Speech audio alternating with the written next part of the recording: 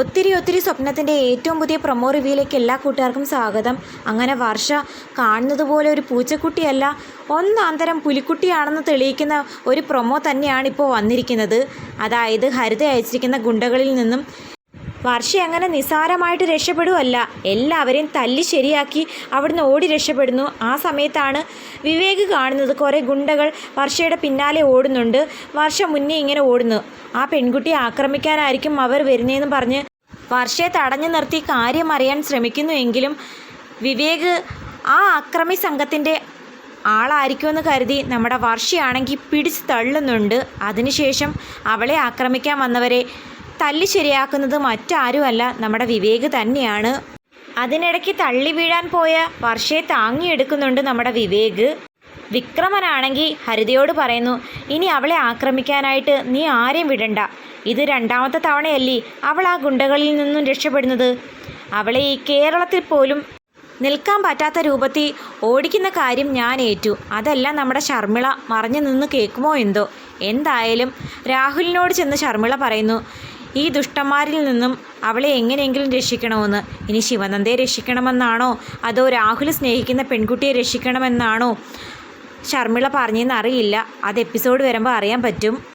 രാഹുൽ ശിവനന്ദിയാണ് സ്നേഹിക്കുന്നത് എന്ന് തെറ്റിദ്ധരിച്ച് ഹരിതയാണെങ്കിൽ ശിവനന്ദയുടെ മുഖ്യ ശത്രുവായിരുന്നു. മാത്രമല്ല ശർമിളയുടെ സഹോദരനാണെങ്കിൽ പോലും ശർമിളയുടെ മകളായ ശിവനന്ദയെ വിക്രമനും കണ്ടുകൂടായിരുന്നു.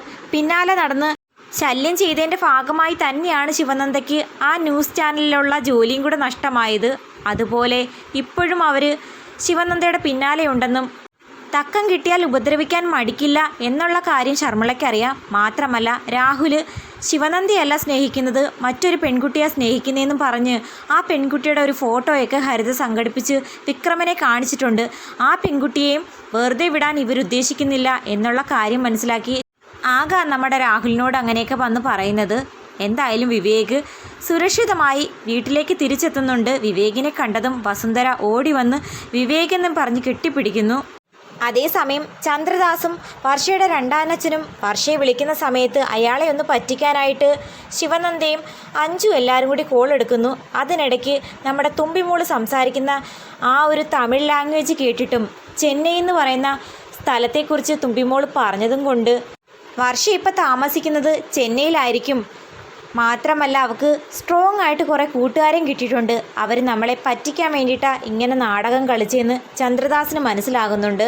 അങ്ങനെ ചന്ദ്രദാസിൻ്റെ ആൾക്കാർ വഴി തമിഴ്നാട് മുഴുവനും വർഷയെ തിരക്കുന്ന കൂട്ടത്തിൽ ഇനി മല്ലികയുടെ ഏതെങ്കിലും ഫ്രണ്ട്സ് ആ ഫോട്ടോ കാണുമോ, വർഷയെ തിരിച്ചറിഞ്ഞ് വർഷ കൊച്ചിയിലുണ്ടെന്നുള്ള കാര്യം പറഞ്ഞു കൊടുക്കുമോ, കാത്തിരിക്കാം. വർഷയെ ചന്ദ്രദാസ് ഉടനെ കണ്ടെത്തുമോ ഇല്ലയോ എന്നുള്ള കാര്യം.